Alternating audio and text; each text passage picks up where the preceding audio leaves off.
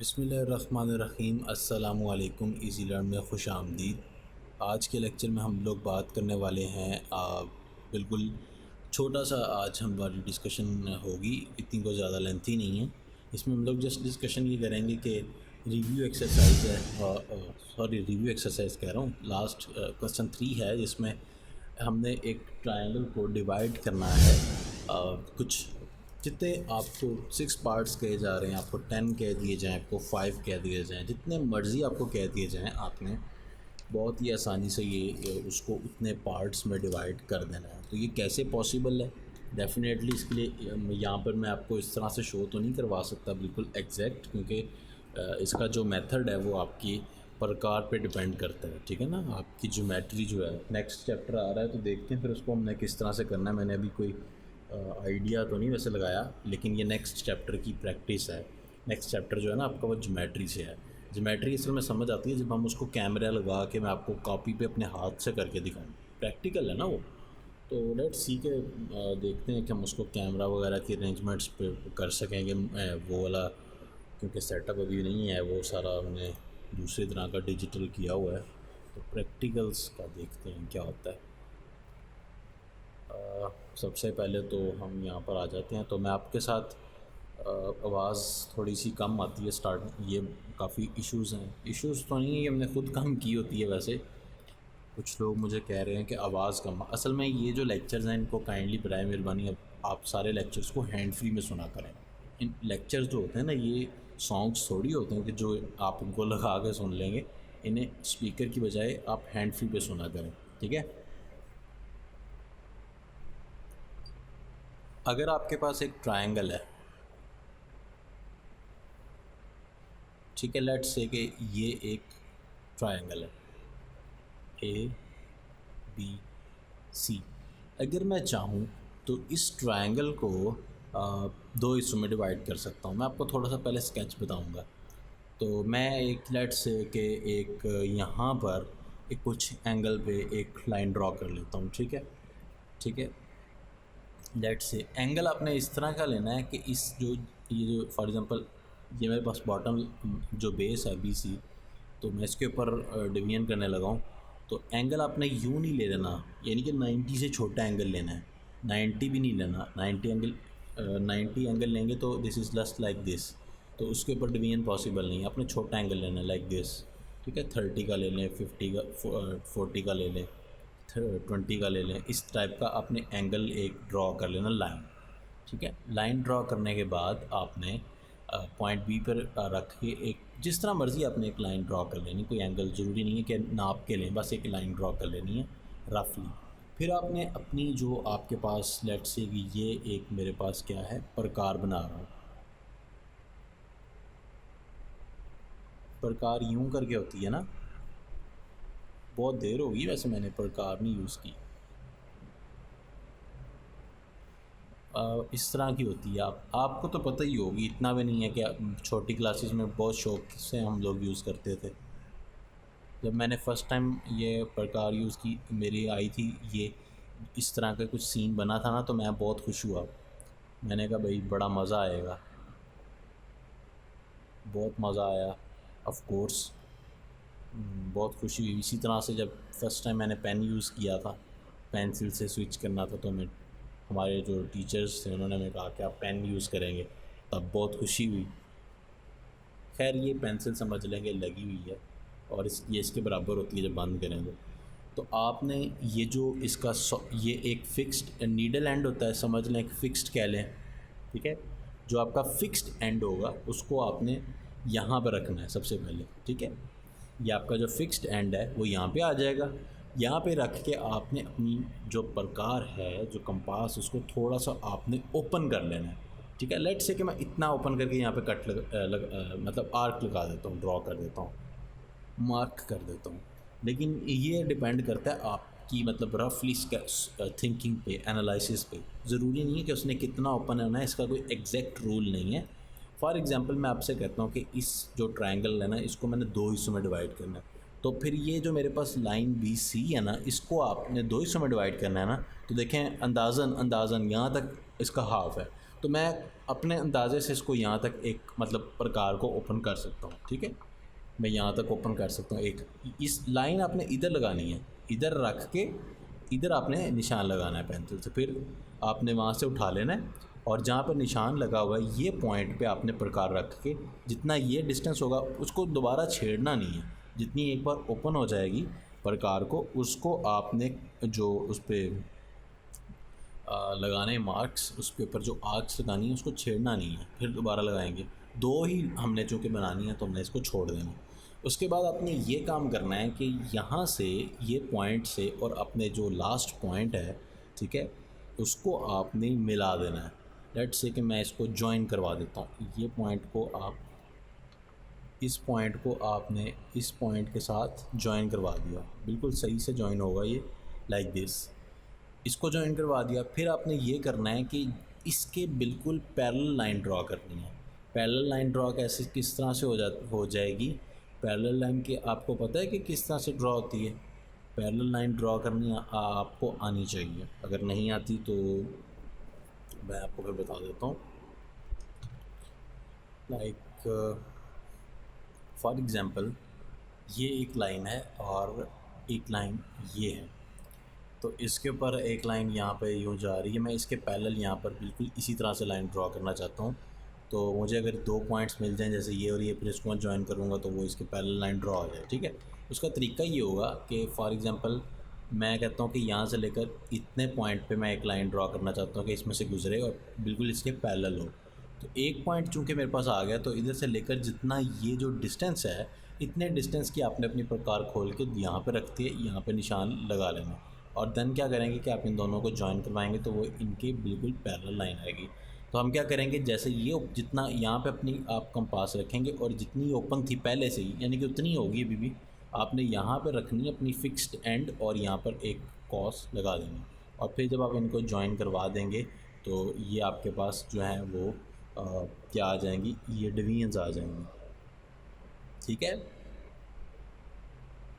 उसके बाद मैं यहाँ पे आप लोगों को ये तो मैंने एक आसान सा तरीका बताया जिसमें आप लोग क्या कर रहे हैं कि अपनी दो हिस्सों में डिवाइड किया। इसी तरह से आप तीन में अगर डिवाइड करना चाहें तो आप इसको थोड़ा सा कम ओपन करें लाइक दिस, ताकि ये पूरा भी तो आ जाए ना यहाँ पे। फिर आपने सबसे पहले क्या करना है, लास्ट वाले को मिलाना है और फिर इसी तरह से बिल्कुल पैरेलल लाइन यहाँ पे ड्रॉ करके इनको तीन हिस्सों में डिवाइड कर देना है। अगर जितने हिस्सों में, जैसे अभी मुझे 6 हिस्सों में कहा गया, लेट्स से कि 1 2 3 4 5 और ये 6, तो सबसे पहले मैं क्या करूँगा, लास्ट वाले को मिलाऊँगा, उसके बाद इसको मिलाऊँगा, उसके बाद इसको, और ये सारी की सारी जो पैरेलल लाइंस हैं वो यूँ ड्रॉ होती जाएंगी। फिर आप क्या करेंगे कि नेक्स्ट स्टेप में इस ए पॉइंट से इन सब पॉइंट्स को आपस में जॉइन करवाएंगे। इन पॉइंट्स के ऑफ कोर्स आप नाम रख सकते हैं, डिफरेंट नाम रख सकते हैं, ये आपके ऊपर है ये कि आप इनका क्या नाम रखते हैं।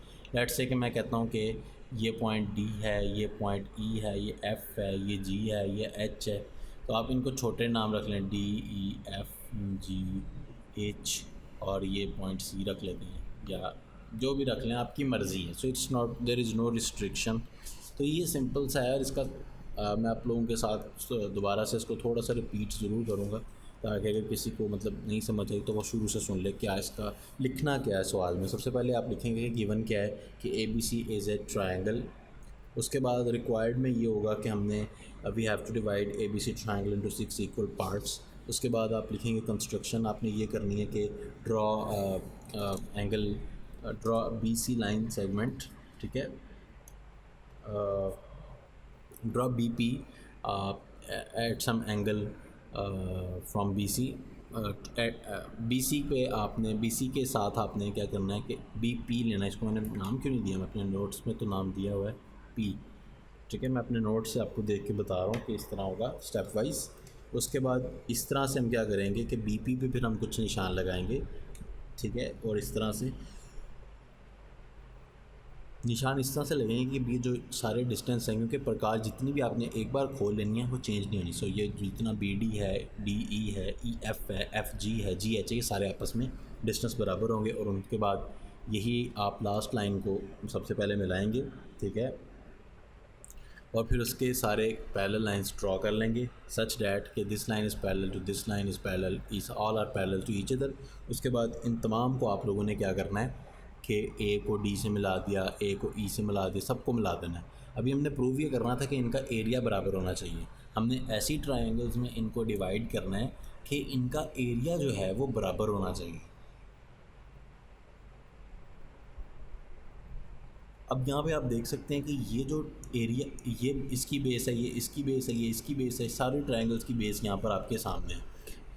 तो अगर आप देखें तो इन सारी, अच्छा इनका एक आप ये अल्टीट्यूड निकालें, इन सभी ट्रायंगल्स का अल्टीट्यूड कोई एक ही होगा। लेट से वो यहाँ पे आ रहा है, लेट से मैं वैसे कह रहा हूँ, ठीक है, 90 का एंगल बना रहा है, तो अल्टीट्यूड जो भी है इनका वो कॉमन है, और इनकी बेस जो है वो भी बिल्कुल एग्जैक्टली, क्योंकि इक्वल बेस है ना। सॉरी, हमने ये बात कही कि ये सारी बेस जितने भी पार्ट्स हैं, B D is equals to D E, D is equals to E F, E F is equals to G H, ये सारे बराबर है।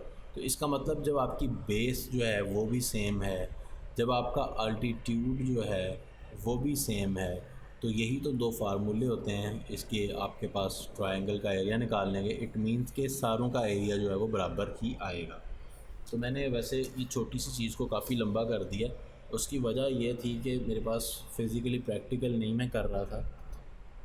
अब हम आते हैं कि एक्सरसाइज 16 पे। हमारा असल में टास्क एक्सरसाइज 16 को डिस्कस करना था, तो डोंट वरी, अभी हम डिस्कस करने लगे हैं। एक सेकेंड, एक्सरसाइज 16 को।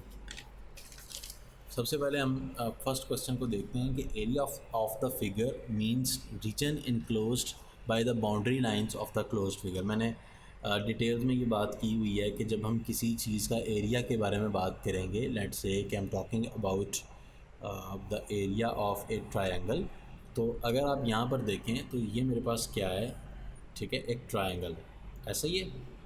और इस ट्रायंगल में अगर मैं ये कहूँ कि ये मैं सारी कलर करना चाहता हूँ, ठीक है, मैंने वो आपको उस दिन वो उसमें बना के दिखाई थी ना, पेंट में, भूल तो नहीं गए। लेट्स से कि ये एक ट्रायंगल है जो कि इस कलर की है, जो कि मैं आपके सामने भी बना रहा हूँ। इस कलर की ट्रायंगल में मैं आपसे कहता हूँ कि ट्रायंगल का एरिया क्या है, ठीक है, एरिया ऑफ ट्रायंगल, इस ट्रायंगल का एरिया बताएं। पिंक प्लस, अच्छा आपसे पूछ रहा हूँ, आप इसको अपने जहन में भी साथ साथ रिमाइंड करें, पिंक प्लस ये जो ग्रीन है, light green.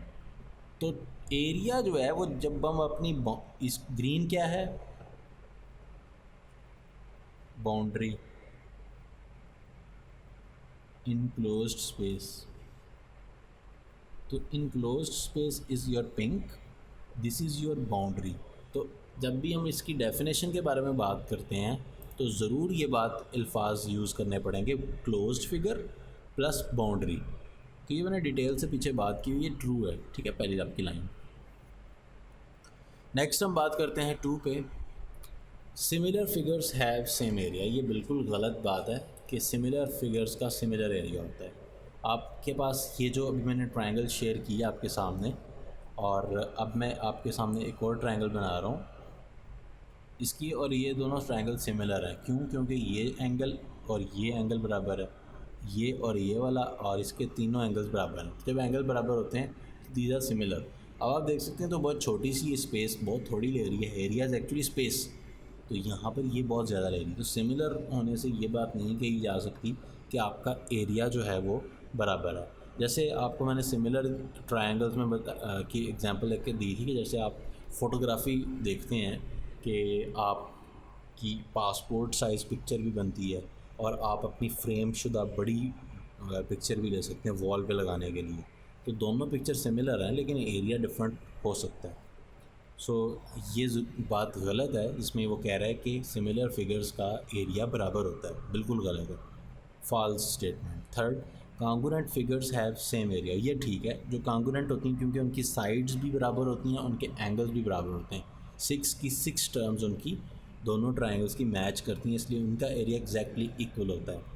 A diagonal of the parallelogram divides it into 2 non congruent, non नहीं बल्कि कांगुरेंट ट्रायंगल में डिवाइड करता है। थ्योरम अभी डिस्कस हुआ था लास्ट एपिसोड में। Altitude of a triangle means perpendicular from the vertex to the opposite side. बिल्कुल ठीक, आप अल्टीट्यूड जब भी बात करते हैं, जैसे यहाँ पे भी आज के एपिसोड में भी ये अल्टीट्यूड है ए से, ये जो कलर में ये यहाँ पे 90 का एंगल बना रहा है। तो आप एक वर्टेक्स से अपोजिट साइड पे 90 का यानी कि परपेंडिकुलर ड्रॉ करते हैं। तो फिफ्थ ट्रू है। Last but not least, area of the parallelogram is equal to the product of the base and height. ठीक है, तो ये बिल्कुल ठीक फार्मूला है। पैरेललोग्राम में आपके पास अगर आप एरिया निकालना चाह रहे हो, दिस इज़ अ पैरेललोग्राम। ये क्या है आपके सामने, एक पैरेललोग्राम।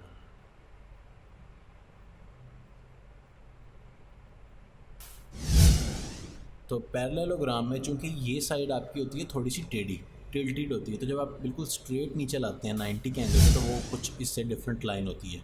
तो हम इसको लेते हैं हाइट यानी कि अल्टीट्यूड को। तो बेस इंटू अल्टीट्यूड कह रहे हैं, ठीक है। तो ये आपके पास फार्मूला है पैरेललोग्राम का। अच्छा, अगर मैं आप लोगों को ये चीज़ इस तरह से बना दूँ, ठीक है, स्क्वायर बना दूँ, तो स्क्वायर का फार्मूला क्या होता है, या सिंपल रेक्टेंगल बना दूँ, रेक्टेंगल का फार्मूला क्या है, ठीक है। तो अब आप देखेंगे कि रेक्टेंगल का फार्मूला भी है तो यही कि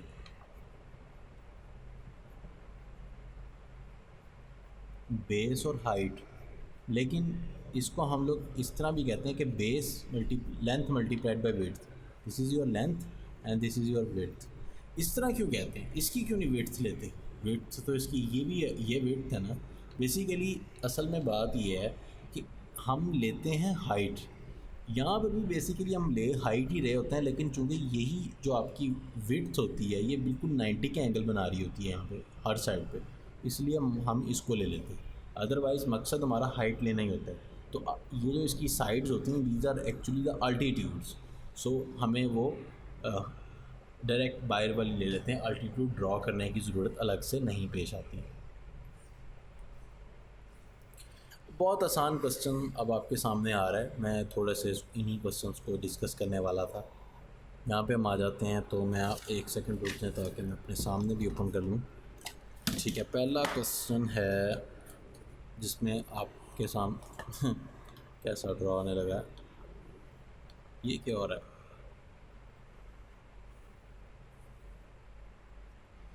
ये आपके पास 6 सेंटीमीटर है, ये आपके पास 3 सेंटीमीटर है। एरिया क्या होगा, लेंथ मल्टीप्लाइड बाय विड्थ कर दूँ, क्योंकि ये अल्टीट्यूड है ना, ये आपके पास 90 का एंगल बन रहा है। तो हम क्या करेंगे कि 6 इज़ योर बेसिकली बेस और length and this is your width और अल्टीट्यूड या हाइट, तो 3 ये, तो 6 इंटू 3 कितना होता है 18, तो क्या आ जाएगा 18 आ जाएगा। अच्छा, साथ में यूनिट क्या आएगा, सेंटीमीटर स्क्वायर। इसको ऐसे भी लिख सकते हैं, इसको ऐसे भी लिख सकते हैं, स्क्वायर सेंटीमीटर, इवन आप पूरा भी लिख सकते हैं, जो मर्ज़ी लिख दें, सार कुछ ठीक है, बस आपको पता होना चाहिए। मैथमेटिक्स ये नहीं कहती कि आप लकीर के फ़कीर हो जाओ कि जो मैंने लिख दिया है वैसे ही लिखो, जैसे मैंने लिखा नीचे लाइन लगाई लाइन भी लगाओ। बस ये है कि आपको कॉन्सेप्ट्स आने चाहिए, चाहे क्वेश्चन लाख चेंज करके दे दिए जाए। देखिए, जब मैंने पढ़ी थी ना मैथमेटिक्स, तो मुझे तो याद नहीं है ना कि ये सवाल तब भी था कि नहीं था, हो सकता है हमने बदल दिया हूँ, मैं कैसे कर लेता हूँ, क्योंकि मैथमेटिक्स के मुझे कॉन्सेप्ट्स आते हैं।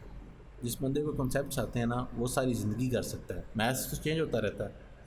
अच्छा, अब आपके सामने एक स्क्वायर आ रहा है जिसके अंदर सिर्फ एक साइड की लेंथ दी, अब मैं क्या करूँ। आपको पता है कि स्क्वायर का ये रूल होता है कि जितनी उसकी एक साइड होती है सारी साइड्स उसकी बराबर होती हैं, जबकि रेक्टेंगल का ये रूल होता है कि आमने सामने वाली साइड्स पेयर्स इक्वल होते हैं। ठीक है, तो इसके अंदर मैं ये अज्यूम करता हूँ कि ये जो है दैट इज़ आल्सो 4 सेंटीमीटर। तो इसका जो एरिया है वो 4 सेंटीमीटर को 4 सेंटीमीटर से ही करेंगे, that is actually 16 centimetre square. Clear है बात। लो जी, एक और चीज़ आपके सामने डिस्कस करते हैं।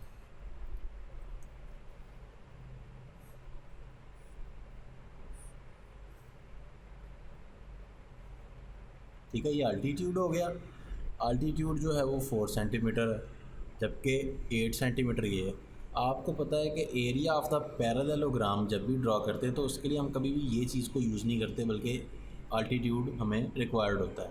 तो 8 सेंटीमीटर हमारे पास इसकी बेस है, 4 सेंटीमीटर इज़ योर अल्टीट्यूड।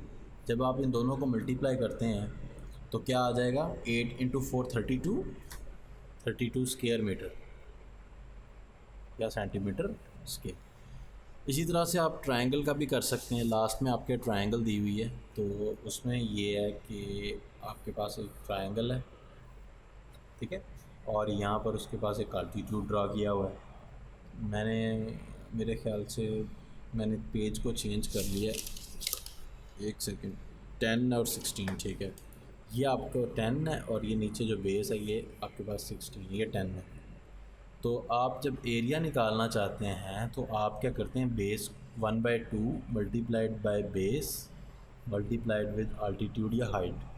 तो बेस और हाइट क्या है, 16 मल्टीप्लाइड विद 10 डिवाइडेड बाय 2। 16 10 से मल्टीप्लाई हो 160, ठीक है। जब आप इसको 2 पे डिवाइड करेंगे, 2 8 जार 16 0 वैसे, तो 80 साथ में सेंटीमीटर स्क्वायर। जो मैंने पहले भी बात ये की थी कि जब भी एरिया आता है तो वो हमेशा सेंटीमीटर स्क्वायर या कोई स्क्वायर की टर्म्स में ही आएगा, तो यहाँ नहीं होना।